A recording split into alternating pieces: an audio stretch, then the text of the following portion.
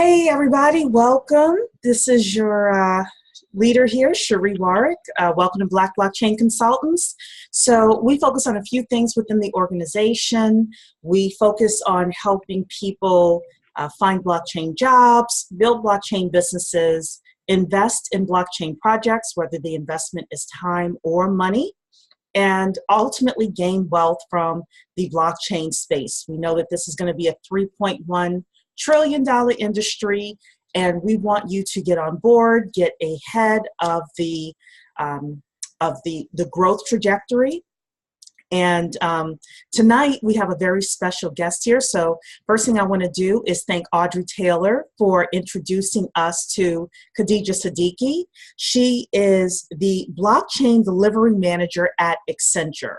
So we're going to have a conversation with her tonight about her pathway to discovering blockchain, a little bit about what she does at Accenture, how does she get that job, and then anything else she chooses to tell us about her job, so that if any of you are looking either for employment or you see some contracting opportunities that you can do with other companies, you know, not Accenture necessarily, but just any company out there, then I'm sure that Khadija will shine a light on some of the opportunities that are available. So Khadija, welcome. Thank you. Alrighty then. So tell us a little bit about yourself and your background, and then how you found blockchain. Sure. So first, thank you for having me. And thanks for Audrey for connecting us. So my background, I'm based out of Houston. I've been in oil and gas for about 12 years. And the first half of my career was purely in the industry, and the second half was IT, specifically for oil and gas. So about, I don't know, maybe 4 or 5 years ago or so, I came across Bitcoin. And I think I read an article about it, and I was very excited about it, and I told everybody about it. And I was like, everyone needs to buy it. I think it was $30 or so at the time. And I said, you know, and I saw a lot of potential behind it, but I didn't actually make that much of an effort to purchase it myself, because it was a little bit, there was no coin feed and, you know, some of these other crypto apps to purchase crypto. So yeah, I didn't really try very hard. And then before I knew it, a lot of the people that I had told about, you know, they had actually made a lot of money in, you know, 2017 when the market went up.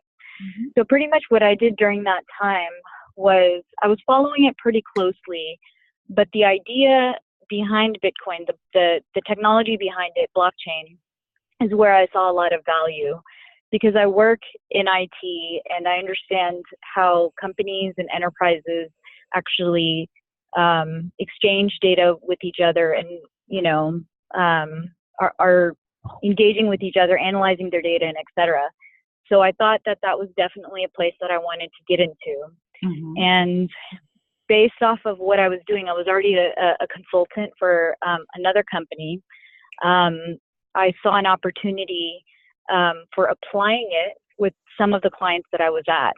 So I started talking to them about it, and they sounded very interested. And before I knew it, I saw a position at Accenture, and I applied. And those same customers are now coming back to me, and they want to do some blockchain work. Great. So let me be a little nosy here, because that's some of the things that we're talking about in terms of some of the industries that are really, you know, have a peak interest right now in blockchain and in implementation of blockchain. So are there certain industries that you're discovering that are really hot or really receptive to blockchain? Yeah, absolutely. So I think the IDC did a study about blockchain worldwide spend.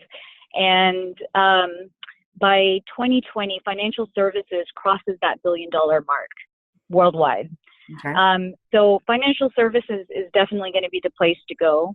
The other thing to kind of think about is anytime, regardless of the industry, anytime any organization or industry has an edge, some place where you're interacting with another organization, that's a potential for blockchain. However, it gets more complex than that. And just kind of understanding the technical limitations, it's still very early, right? Technology. But if you want to do something where you're actually implementing it now, financial services is a place to go. By, I think, 2022 or 23, the IDC projected that all industries will kind of grow in blockchain roughly about the same amount, by like 70% than where we are now. Mm-hmm. Yeah, so one of the important things that we always talk about as a community is being able to stick with it long enough where, you know, we're at the point now where if you're in and if you're learning, you can ride the wave up. Are you discovering that in terms of Accenture and some of the work that you're doing? Yeah, definitely. So everyone has an interest in it. I think one thing that each individual needs to do if they want to differentiate themselves is really take a step back and look at the value of where blockchain is actually applicable. So that comes with one, understanding the technology, right? And for people that are functional, you still have to kind of understand some of the technical limitations of it. And that's not very hard. There's a lot of information out there. You can kind of do it in a few hours of self-study. Mm-hmm. And then the second most important thing to do is understand where the value is for your audience. And I think that kind of comes with consulting. Like, if you take blockchain out for just a second, that's what you do as a consultant. You look at your audience, you understand where their pain points are, and then you offer a solution to them, and then you help them through that journey of implementing that solution, right? So if you put blockchain back in, you're kind of doing the same thing. There's nothing really different other than the technology itself. The other main thing is, in addition to understanding where the value is, there's a big difference in understanding crypto and understanding private permissioned blockchain. And a lot of companies out there are really looking not so much for the crypto, public permissionless blockchain. That basically means anyone can join, right? They're looking more for the private permissioned. It's an exclusive club. You're either invited to join or you request and get approved. And that has a lot to do. So it's not really, if you're looking at it from a technical aspect, it's distributed ledger technology, not so much blockchain. Blockchain's the apple, DLT is the fruit, if that makes sense. Right. I always say that crypto is the car and blockchain is the road. You know, it's my analogy. Yeah. So I think kind of being able to distinguish that, if most enterprises are not looking for the public permissioned the public permissionless blockchain, they're looking for the private permissioned. And there are, from the technical side, it's going to be different. And being able to understand that there really isn't like a proof of stake and some of those other mining and some of these other concepts that you hear a lot about in Bitcoin, right? And in other cryptos. So making sure that you understand that is really different. And being able to come back to a client and talking to them about that and addressing their questions is probably something else that's really important, and making sure that you move up in the career. Right. So you're a fascinating person for me to talk to for a lot of different reasons. So I have all sorts of questions, and I feel like I'm going to get very nosy here. But I'm curious to know the types of people that initiate conversations with you. Are you finding that you're getting a lot of calls from a CFO, chief financial officer, or someone from the C-suite? Are you getting calls from the IT department? Or are you getting calls from somebody that has a big data job and they want to make their systems a lot more secure? I'm just curious, where where do you find like the initial contact of the person that's reaching out to you? And then ultimately, who are the decision makers within the companies that are making a blockchain decision? Sure. So one, it's coming from all over. It's probably starting mainly from IT because IT knows the new innovative technologies that are out there and they want to apply it. Mm-hmm. Two, it's coming from the C-suite because what they're looking at is they don't want to get behind. They know it's a trend that's coming up. They don't understand it. You have a wide range of understanding. Some people don't know how to spell blockchain, and some people know exactly where they want to use it, right? And so C-suite and I think IT is probably the main place. The true value, though, is actually engaging with the business. And they don't really understand blockchain. They just know it's out there, but they don't actually really, truly get it. Mm-hmm. And every single conversation that I have with anybody that comes to me first is, what is the true pain point? Let's talk about the pain point first. What's the problem statement? What's the challenge with the business? And once that, once we kind of dig into that and do a little bit of a deep dive, there have been several times where I tell them, you're not going to have any value from blockchain with this. It's not going to help you. You need to look at maybe a shared database, for example. Mm-hmm. And so even though these other, C-suite and IT are coming to us, we really need to push them to talk to the business first.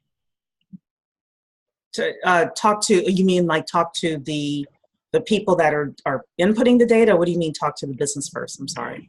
The business are going to be the people that are actually doing the work, that are having the challenges. Okay. For example, yeah.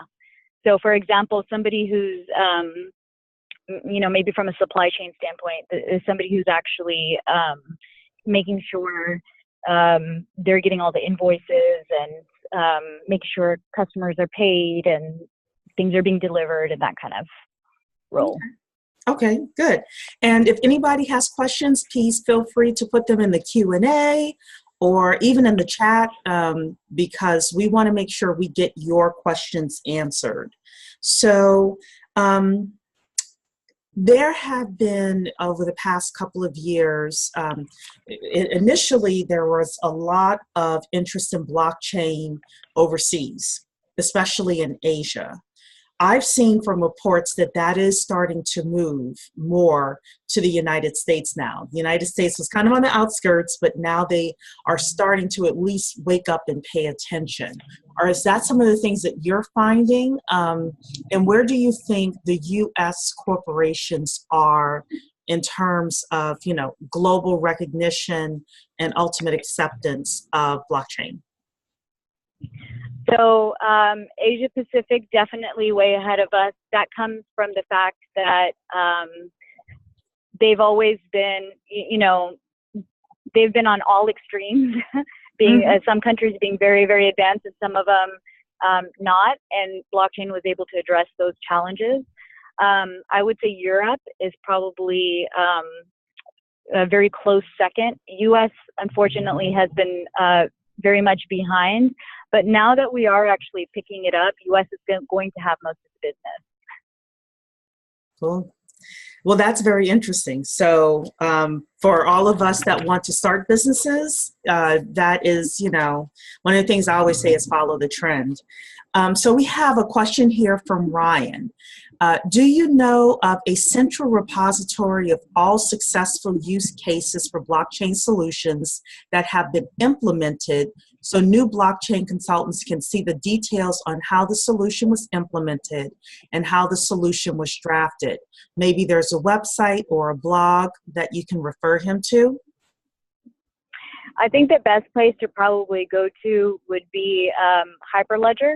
Hyperledger and Ethereum are probably the two most leveraged platforms where a lot of the use cases, it's open source, so people are able to put back into it.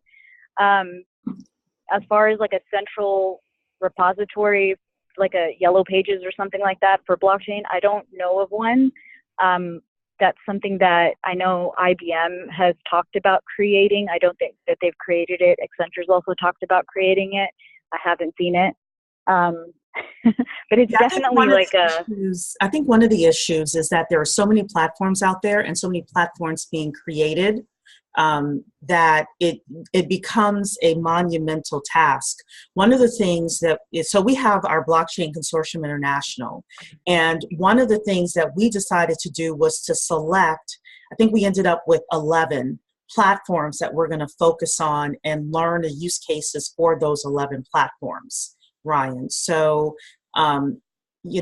you might, or that could be your business, is creating that central repository, and being the go-to person. That would, be a huge undertaking, but, those are a couple of solutions that are available. And each platform, they will have their use cases on there. I think what would also really be highly valuable if you do decide to create a business around that is scoring the maturity of each use case. So outside of crypto, we really don't have anything that's used in production. And what I define as production is using majority of your business or your transactions or processes leveraging blockchain. There's a lot of pilots and there's a lot of parallel work, but nothing where they're completely dependent on that. So I think kind of scoring that would be very beneficial as well. I think she just gave somebody $1 billion idea. So if that you want that to be your passion project and grow $1 billion company, Khadija just gave you an idea. So let's shift gears then and talk a little bit about how you got the job at Accenture and what a blockchain delivery manager is, kind of the day-to-day things that you do. So first of all, let's start off with how you got the job. Did you decide, hey, I want a job in blockchain, and you started, looking up a job in blockchain, or was it something that found you? Sure. So for some time now, I have in consulting, right? One of the roles is you have to constantly be bringing what's going on, trends and different things like that to our customers. So I was talking to them about blockchain, and they listened and they watched some documentaries on Netflix and some of those things. So the 101 part of it began, where I where I think I kind of took a career change. I decided to focus primarily on blockchain was I started finding places where it was actually applicable because I saw some potential value, and I would talk to my client, I would talk to my boss, and start conversating with them about it. Mm-hmm. And then at the same time, I had made a career decision where I said I wanted to completely change my career path and do blockchain as a job. Right? So what I did was I was looking for positions. I had some contacts at IBM, and I was looking at IBM and I was looking at Accenture because I knew they were leaders. And the Accenture one, they moved pretty quickly, and I was able to answer some of the basic questions and some of the more complex questions. And I landed the job fairly quickly. Very cool. Well, I know someone that works at Accenture, pretty high up, and he was talking about the fact that when he started going to the internal blockchain meetings, there would be about 30 people there. And over the course of about 6 months, when there was that rise in the Bitcoin prices, it ended up being thousands of people in these meetings about blockchain. So he saw the trend of, Accenture really focusing on blockchain. And well, maybe not thousands of people in the meeting, but hundreds definitely. He said it grew exponentially is what I should clarify that. So what does a blockchain delivery manager do? Okay, so within Accenture, there are different types of businesses. You can focus on the technology side of it. Maybe you're a developer or an architect or something. You can also focus on the business side of it, or maybe the strategy side of it, or the consulting side. I fall within the consulting group. I'm very specific for our oil, gas, and natural resources group. My day-to-day activities basically include a lot of go-to-market work, a lot of business case development, a lot of educating 101s and et cetera to our clients, and there's a lot of eyes on it all the way up the food chain, and just making sure that they are up to date, they're investing, and we're doing what we need to do. Yeah. So what do you see as some of the upcoming trends within blockchain, again, that we probably really want to pay attention to, whether we want a job or we want to start a business? Anything else that you see that we really should keep our eyes on and focus on? As far as major trends, one of them is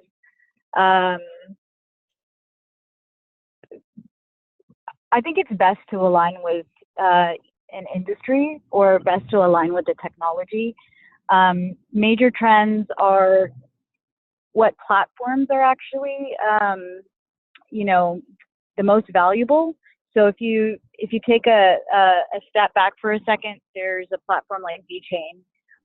They've signed deals with BMW and several other companies, and but that's more of a public permissionless blockchain rather than the DLT, and just kind of seeing who wins out. I think one major trend right now is companies have, blockchain started with the financial industry. Mm-hmm. They were very reluctant to the public permissionless model, so they created the private permissioned model, and all organizations kind of have followed suit with that. When you look at the utilities standpoint, think about, let's say I'm an Elon Musk fan. I have the Tesla, I have the wall, I have the shingles, I have all this extra energy that I'm producing, and I want to put it back on the grid. How am I going to do that and actually get compensated for it, right? If I have to wait to be approved, then I'm missing out on potential revenue. And then what if I expand this into, let's say I create a farm because I'm making so much off of this. So, just things like that. So there's every industry is a little bit different, and kind of seeing which way companies go. It seems like right now they're going to stick with the private permissioned. So I think that's a really big trend to kind of keep an eye on. Right. And I actually know somebody who's looking at doing a project like that in Africa, with some of the rural areas in Africa that cannot get energy as quickly. So he's starting off in a specific country and then going to expand from there once he proves his use case out. So sometimes it's even about finding a location, where you want to get started and then expand from there. I know there are different countries like Kenya and places like that are also starting to use blockchain a lot. So yeah, so those are great. Any other trends that we should consider? Yeah, I think another major trend would be identity. I think there have been a lot of projects around refugees, and making sure, when they're fleeing from, genocide or something like that from their home, nobody cares about their IDs, right? Mm-hmm. But some of those IDs to get help are required. So people have created like blockchain solutions around that. Now it's expanding beyond that to, let's say, like our driver's license, putting that on a blockchain or, something like that. So I think seeing how identity can change from one use case to the next, and then even expanding beyond to, let's say, you're no longer, like, identity is no longer attributed to a human. It's now attributed to a data point, right, or a system, and just kind of seeing how that changes. I think that's something to keep an eye on. Right. And again, if anyone has questions, please put them in the Q&A or the chat. While we do that, I just want to remind everyone that Black Blockchain Consultants, if you are not a member and you want to join our group, we would love to have you. We have all sorts of interviews like this, as well as more discussions and discounts on a lot of classes around blockchain so you can get the education that you need. You heard Khadija say that she had to go in and answer basic questions in order to get that job at Accenture. Oh, I think I lost Khadija. Well, I'll continue talking and hopefully she'll come back in. Anyway, so, if you want to know more about Black Blockchain Consultants and being a member, come to blackblockchainconsultants.com. We also have our classes at the Center for Blockchain Studies, so you want to go to blockchainstudies.tech. Last night we had our cyber class, which was great. We have our healthcare and blockchain class coming up on February 19th. So you want to definitely learn about that. And we also have our demos that are going to be starting in the next few weeks. We have a bunch of blockchain platform demos that we are going to participate in. And we're going to have our how to select the blockchain platform class and be able to be a blockchain generalist consultant class that's coming up as well. So stay tuned. Audrey is making sure that everyone knows when these classes are going to be taking place. So Khadija, it doesn't look like we have any further questions. I would love to give you the floor in order to make any final statements that you have for the family. I guess my one, it's not so much a statement, it's more of a question. What types of areas are people looking to get into? So we have a lot of consultants that work in all sorts of industries. Most of us are not technical, but some of us are. So a lot of people want to be blockchain generalist consultants, which means that they go into a business, small or mid-sized mostly, and consult on the best blockchain platform for that business. Similar to Accenture, we are platform agnostic. So versus if someone called a IBM, for the most part, they're going to be sold Hyperledger. We want to be more platform agnostic. So we have a group of people that are very interested in that. We also have some people that have what we call passion projects. So there are a couple of people that are going to be writing a blockchain book for kids so that they can understand the technology. There are some people that are focused on different industries and working with those industries, whether it's social justice or energy or healthcare, etc. And then there are some people that are working in different parts of the world, whether it's in Africa or certain parts of the United States. So a lot of people are varied. I'm sorry, we have a lot of people and they all have varied interests here. Okay. I think the best way to approach anything with blockchain is potentially, other than the books, is potentially to see if you can have a conversation without using the word blockchain. I challenge everyone with that. Main reason why is you don't want to be blinded by doing something with blockchain if there is a better solution out there. And have all your conversations without saying it. And, then in you know, a second level or third level conversation, then you can talk about it a little bit more. So yeah. I like that. I was talking with a couple of people yesterday about doing a test case in regards to being able to consult on, and so I won't use blockchain, on just a more secure database system.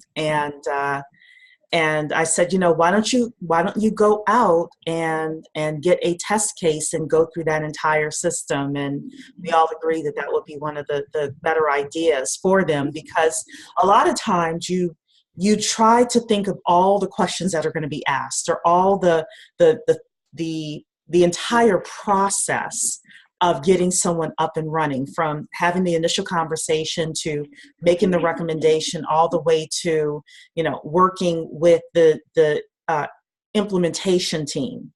And you can never think of every variable. So sometimes it's just about jumping in and letting the person know, being honest with them, that, you know, we're going to be learning a part of this together. So, yeah. So we have a question here, Khadija. Sure. Somebody is asking, avoiding the term, I guess they mean the blockchain term. Please explain why you should do that.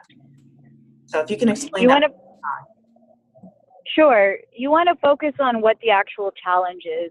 A lot of times when you're focusing on a technology rather than solving a problem, you end up with a pointless project. And that's, you know, in any case beyond blockchain, right? Like any technology. If I say, hey, you need an iPhone, then you're like, why, right? But if I say, hey, wouldn't it be great? Imagine if you can, you know, make phone calls and look at your bank account and look at your calendar all on one device, right? And kind of selling it more on the problem itself. That's where you're actually going to add value. So my point of not talking about blockchain has more to do with start with the problem and then find a solution based off of the problem or the requirements that you're getting. Perfect. Well, I want to thank you so much for being here tonight with us. We really appreciated your insight. I didn't ask you if there are any jobs available in the blockchain division of Accenture. I guess that'd be a great question in case somebody's looking for a job. Yeah, there actually are. They're mainly in the in the finance industry. They're spread all over. If you're interested, you can send me a message or apply directly as well. If you need any tips and stuff, I can definitely just reach out to me on LinkedIn. Okay, great.